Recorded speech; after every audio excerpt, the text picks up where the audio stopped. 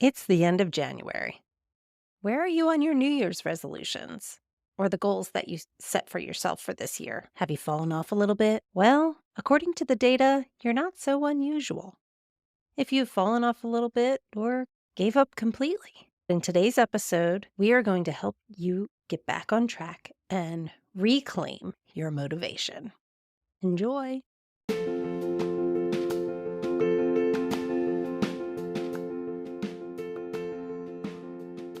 Welcome to the Wellness Empowerment Project. I'm Trish. And I'm Julie.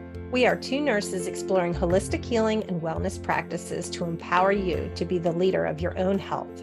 Join us as we try out new things, or as we call it, weird shit, and have some fun along the way.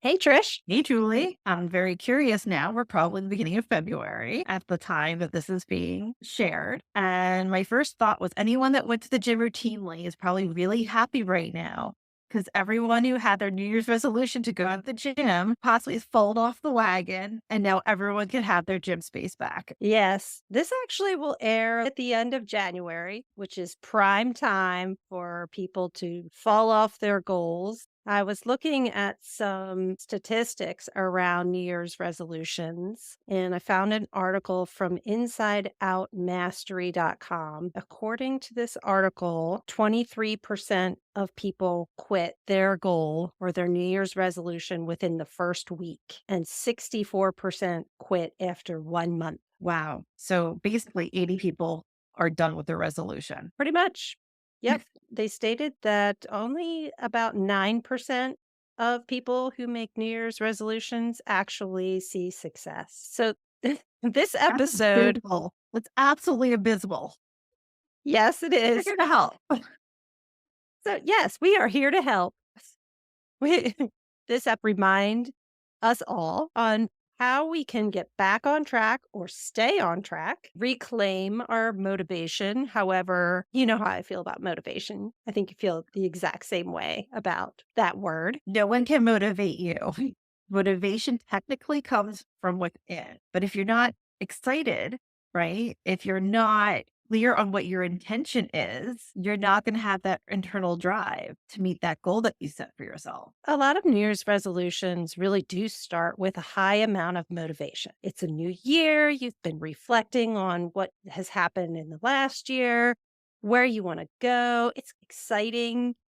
And so you've got all that motivation. But now here we are hitting real life and a few weeks in, and it's really hard to maintain that same level of excitement and quote unquote motivation to actually make your goal happen. And real life has hit completely. I think of this goal of, oh, I'm going to go to the gym after work. And I just use the gym because it's a nice, tangible goal that I think everyone has probably made at least once in their life. But you say you're going to go to the gym after work. And then when I say real life hits, it's okay, my meeting ran late and now I'm too tired and I don't want to go. Or you have to pick the kids up from school or from an after school activity that you weren't planning, or the weather's getting bad, so you can't be stuck. You need to hurry up and go. All these things that you may have not been thinking about when we're in that planning phase, or possibly skipped over that planning phase altogether and tried to go straight to action. Yes, you didn't necessarily go through all of those steps that we talked about a few weeks ago and really visualized what becoming that new thing was actually going to look, see, and feel like. And actually having to visualize going through the hard parts too, not Mhm. just the end result. What does it actually take for you to become whatever your goal is? Also, it's okay to shift what that looks like as well. I'm working towards a goal right now. I think one of the things I realized was, it's, you know what? I think I need to go back a couple of steps from where I actually thought I was. And doesn't mean you have to abandon your goal. It's just, okay, so we just have to maybe shift some time period, some time frames, some expectation, and just shift where we are. This article also talked about the top reasons why people quit their goals. The top reason 35% lost their motivation, 19% are way too busy, and 18% decided to change their goals and their priorities. Yeah. So when I hear those, my first thought is that they never had a strong foundation to begin with. As if you're losing the motivation. You weren't truly connected with that goal, that resolution, whatever word you want to use, you're calling it. And the too busy, I think the data is something like 60% of our lives are in a state of change. So at the end of the day, there's always going to be the reason of too busy. There's always going to be something else. There's always going to be something flexing and moving. It's really then you making that decision of, is it a high enough priority for you? Are you willing to shift around priorities to make it there? About the changing of the goals too. Was it a complete goal change? Or was it just more of a goal shift? I was wondering if it was the priorities. Mhm. So the goal was I want to lose 20 pounds and I'm going to do that by going to the gym. But I'm getting out late from work at night and I'm not making it to the gym. So I am actually prioritizing that I go home and I relax. You know what I mean? But you could look at that in one of two ways. It could be that actually that should be your priority anyway. Is you need that rest and that should have been your priority. And so you needed actually a different plan as to how you were going to tackle the same goal, or it's an excuse. And then I think that goes back to what was your intention in the first place? If your intention was, you know what, I feel that carry a lot of stress in my body and I want to release that stress, but you realize you were just so go that going to the gym wasn't going to work for you. And it was better for you to shift and go relax at home instead. I actually went through a phase of that as well. Was shifted from what I call them type A activities to type B activities to try and relax myself.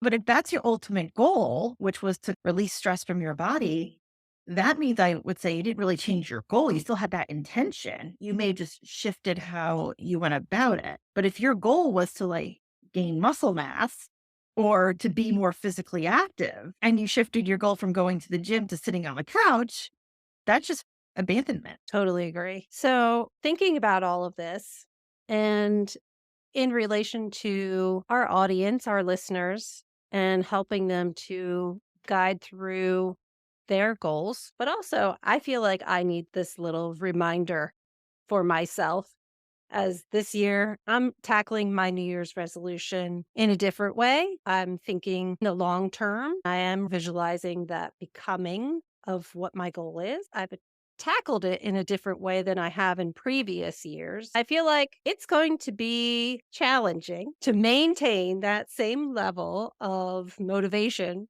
over the next year. So, this is not only for our listeners, but this is some good reminders for myself. Oh, sure. I think it's definitely a great reminder for all of us. I'm also doing my goals a little differently this year in the sense that I'm allowing the month of January to truly be this restful month where I'm allowing the whole month to be a little more reflective and a little more, I would say, strategic in the planning piece of it. And I'm not running straight into action. I may take some little action steps. So I am taking some small progress forward, but we're not running straight into the big action pieces. The other thing I really wanted to mention too is that a couple of years ago, oh, okay, probably more than a couple, we're probably hitting like 8 to 10. Daniel Pink had a book, and I think it was called When. And the whole book was talking about different time periods that you can start something new. I'm mentioning this because I think a lot of people, as evidenced by what you mentioned, Julie, have the all or nothing mentality when it comes to the New Year's resolutions and New Year's goals. I try it. Oh, wait, it didn't work. And it just falls off. But the reality is that there are tons of different times throughout the whole entire year we can always start to plan to reassess our goals, to restart our goal, to reprioritize our goal, and to start it again. And it doesn't have to be the first of the year. It could be the first of the month. It could be on a Monday. It could be your birthday. It could be an anniversary day. If you're into the whole like the new moon, full moon, we could start something new on the new moon and the full moon, release stuff that wasn't working, and then just continuously starting all over every 2 weeks. So there's plenty of times to get back into gear. You don't need to necessarily wait for a specific time point like New Year's. You have plenty of time points that you can pick for yourself to start again. I would even argue that you don't even have to wait till the next day.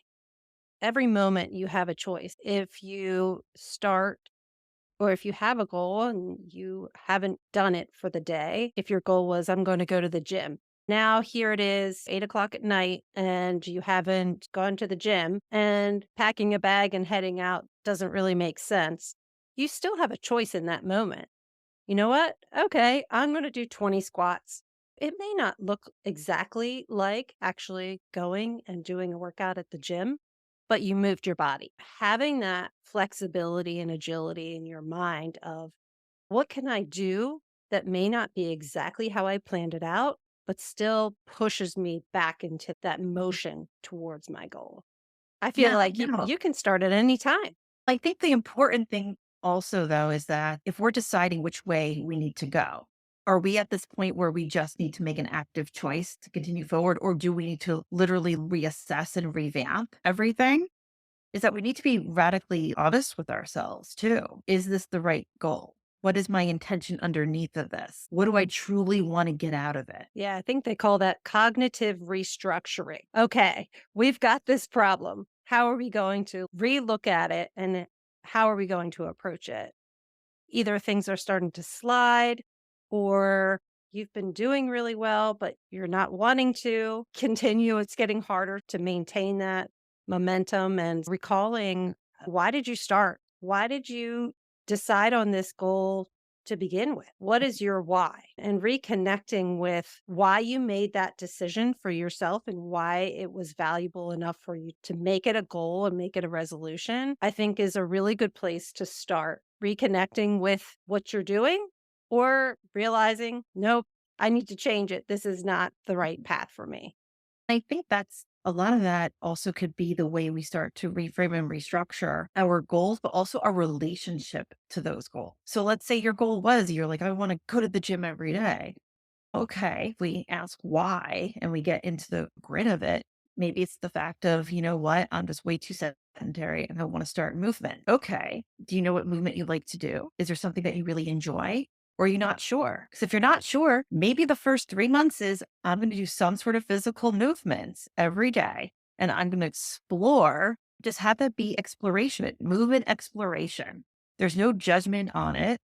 Maybe you don't even put a time frame to it. Maybe it's just you opening your ideas, your mind, your body up to different paths for you to achieve this other goal. Yeah. And if you didn't fully delve into your why to start with, but your New Year's resolution every year is to lose 10 pounds or to read more or whatever it might be, it's just, oh, yeah, that's something that I've always thought I should do. And so you just choose it, actually going back and figuring out, like, is this really what I want? Or if it is what I really want, like you said, how can you reframe it so that it makes sense to your lifestyle? And what do you think you're going to get out of it too? I don't think it's uncommon for people to say that this is the goal that I want because they think it's going to get this feeling or they're going to have this outcome. Sometimes we maybe push ourselves to the point of exhaustion to reach these goals. We get there and it was like, I checked the box, but it didn't really give me what I wanted. That gets into how we talk to ourselves. When we set expectations for ourselves and we start to fall a little short or we don't actually do them, there can be a lot of negative self talk.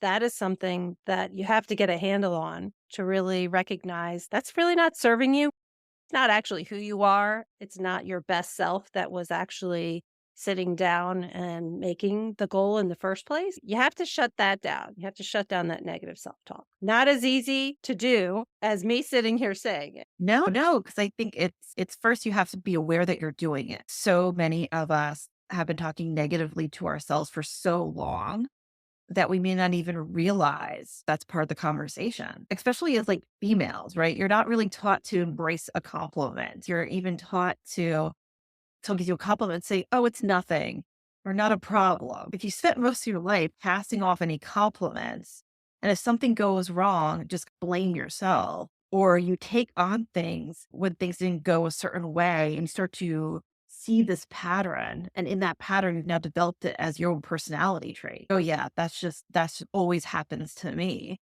There's a lot to work through to help get yourself out of that state, but we need to have that awareness because with that awareness, we actually do have the power to shift and to change that.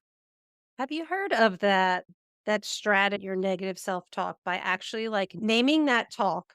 So Name it and tame it. no, I don't think it's name it and tame it. Okay. It's like, Stacy is in my head and telling me all of these nasty things. And when Stacy starts going, "Shut up, Stacy. I don't need to hear you right now, Stacy." Oh, so you And named your ego. yes, You named your ego. So friendly reminder, everyone, we all have our ego.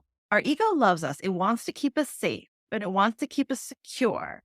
However, the ego's definition of safety are things that it has done before very frequently. So, anytime you're trying something new or different, that's a new pattern or a new either way of thinking or a new way of doing something, that ego's going to come in and set off a little alarm and alert, which was really helpful back in the day when we were trying to flee from mountain lions all the time. But now it's a little different. So I think what Julie was talking about is that she named the ego Stacy, and we tell Stacy to calm it down, that we got a hold of it. But thank you so much for trying to protect us. settle down, Stacy. Settle down. And I So yeah, think I've heard a version of that actually. I had a coach say that if you're really just to drop in to yourself and to get an answer for yourself, if you have that your ego step in, she called it sidestepping the ego. And she would literally picture her ego and herself taking a step to the side. the thing about saying, "Shut up, Stacy," is it makes me laugh. Like, it helps me to lighten up when that inner voice starts telling me, "You're not good enough. Not your You inner voice. can't do this." It's your ego. It's not you. It's not me. It's Stacy. But I think And you that's know a what? huge thing, right? Because people Yes. think it's them. And like, but it's not you. I think it's really hard to separate your thoughts from who you are. Most of us grew up thinking that your thoughts and your emotions are who you are. I feel like this is a newer concept, and it's really hard to disentangle that. And not only did a lot of us grow up that thinking that was who we are, but who we are then is our personality. Therefore, that's something you can't change. You can change your thoughts, you can change your feelings, and you can actually change your personality. I'd like to take a moment to apologize for any Stacys that were possibly offended in the recording of this podcast. Yes. We love all Stacys. Please do not be offended if your name is Stacy. Yes. And the ego in my head, I don't actually call her Stacy, but I'm not going to reveal the name because We don't want to offend anyone. I don't want to offend anybody. But there is an individual who was a burr in my behind. And when it was time for me to name that boy, it came right to me. So I'm not going to say it out loud. Great. The childhood like bully from like elementary school. Not quite. Me, Little later on in life, but I'll tell you off air. no, like picturing someone from our past, like listening to it, like she talking about. But I think that also brings up another when you're tamping down that negative self talk. We had talked off air about celebrating small wins.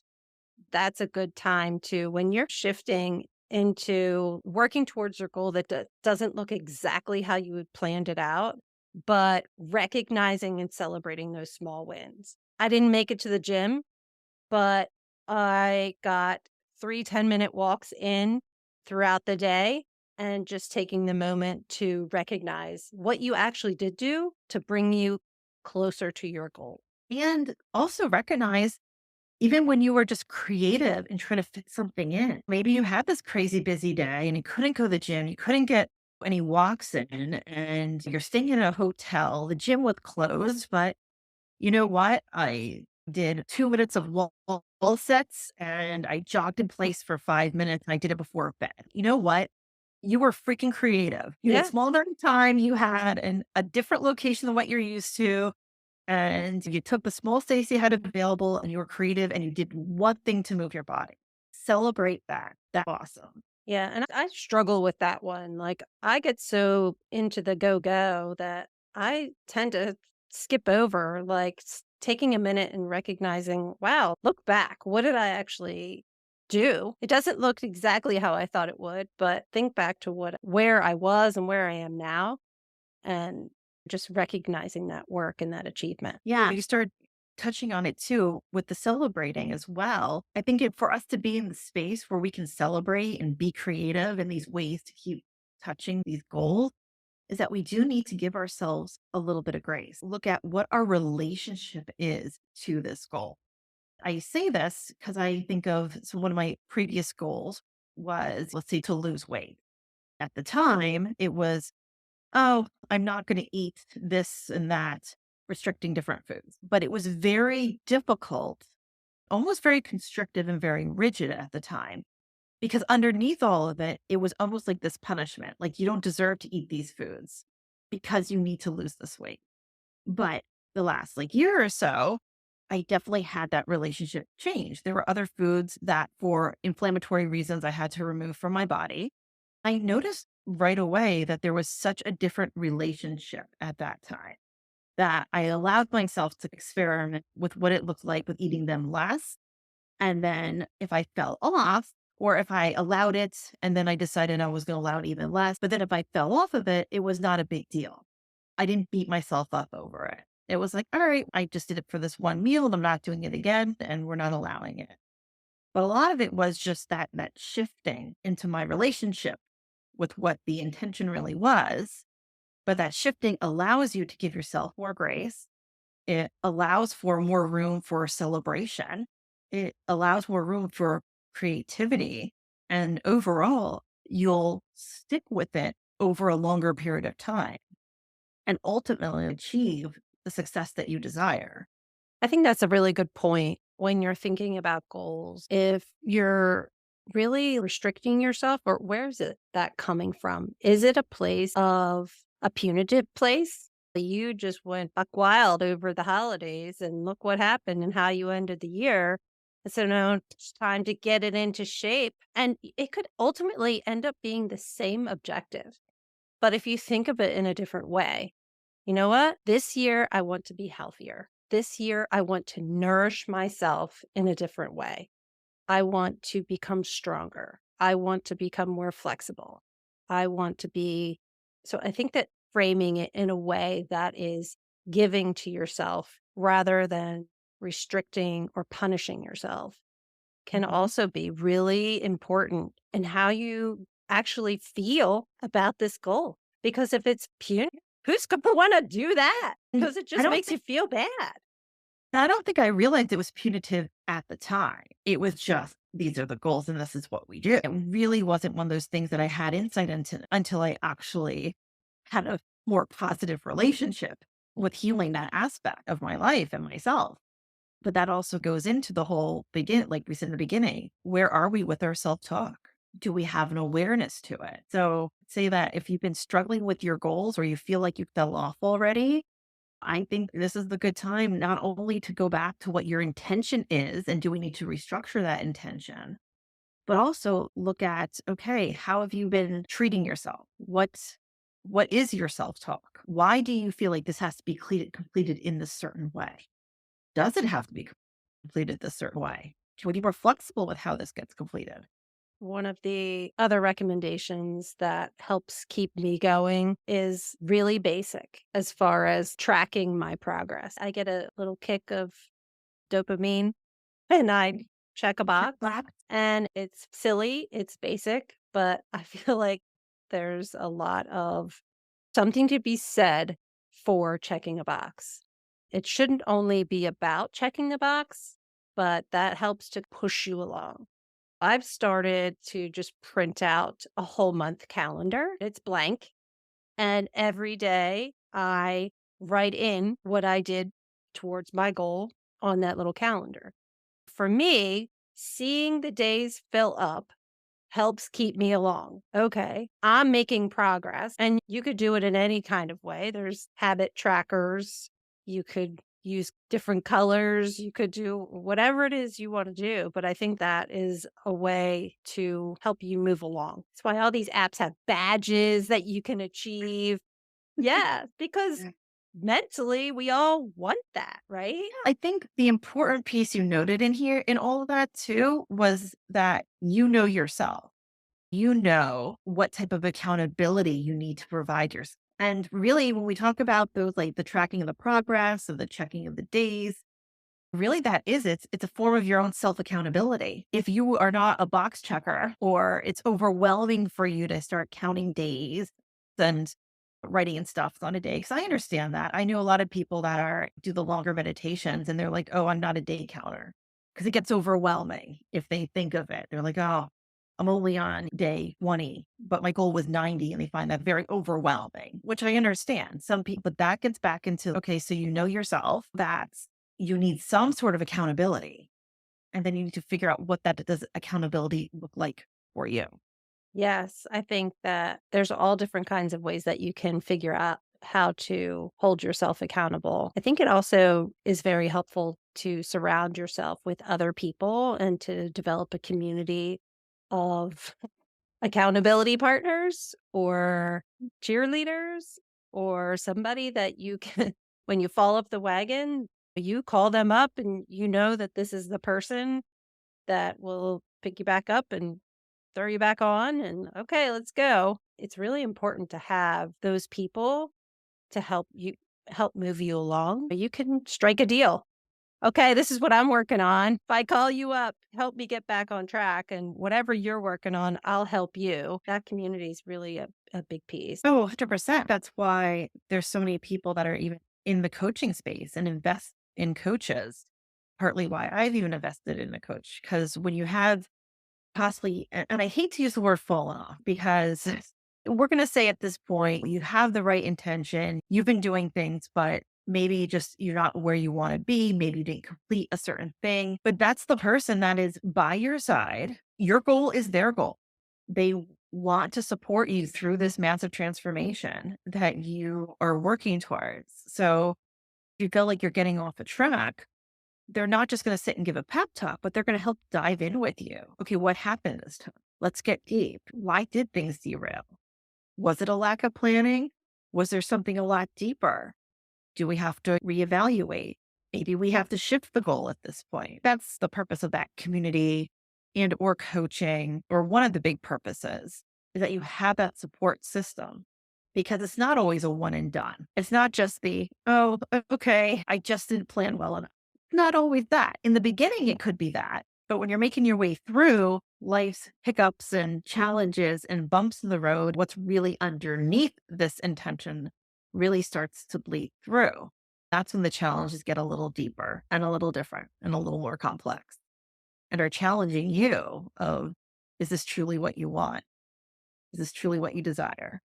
Yeah, I've started to try to manipulate my own social media to crowdsource myself in a certain kind of way. So for my goals, I've started to follow certain hashtags so that when I am on social media, the images and the messages that are coming to me are reinforcing what I want to become. So even if you don't have that many people on the same track as you, because you might be in a place where others aren't quite as on board. But how many people are on social media? If you start following certain people that are like minded and start interacting with them, the algorithm's going to figure out, oh, we need to send more of that.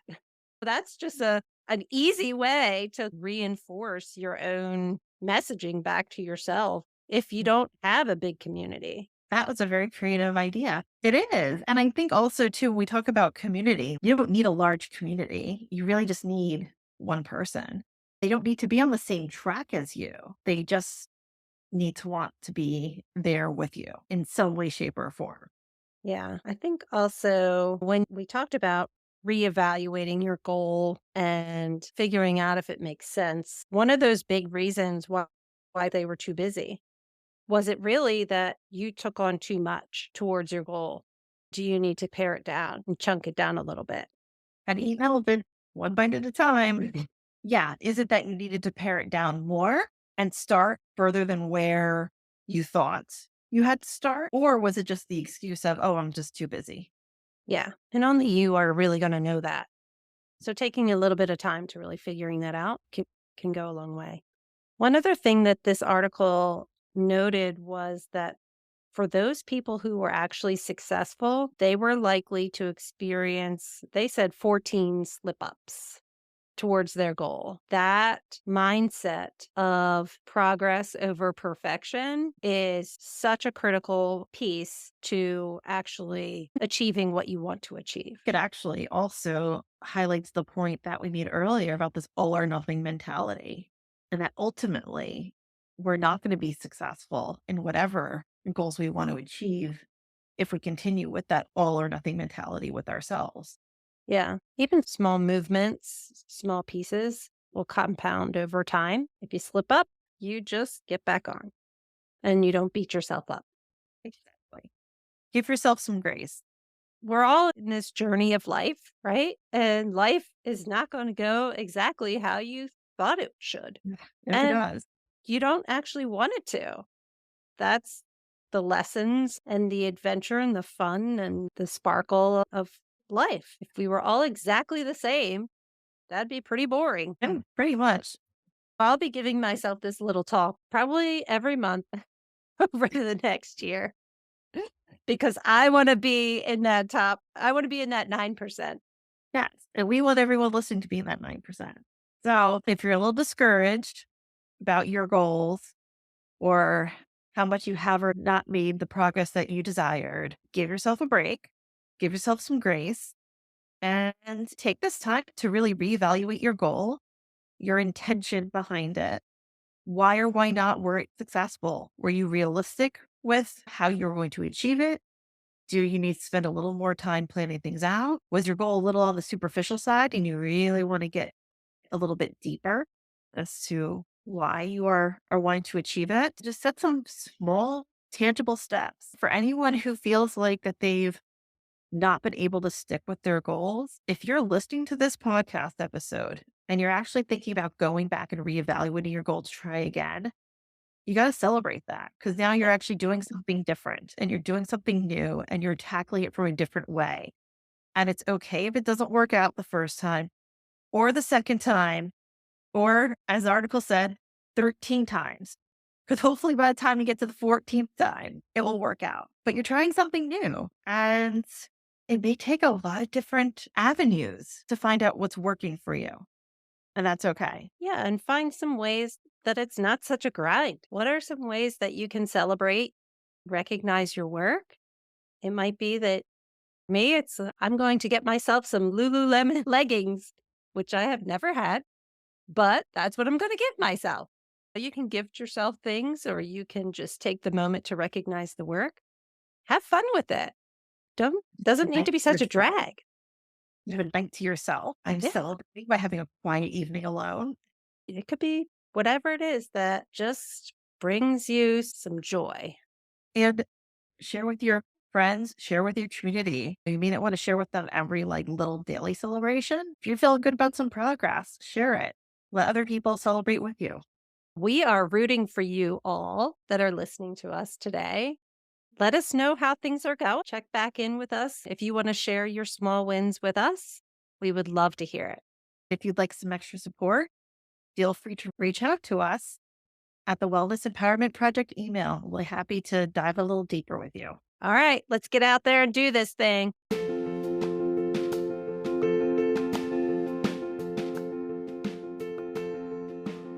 Thanks for joining. If you enjoyed this episode, please follow, subscribe, and share with a friend. Want to learn more about a specific topic? Drop us a line on our website and we can explore it deeper with you.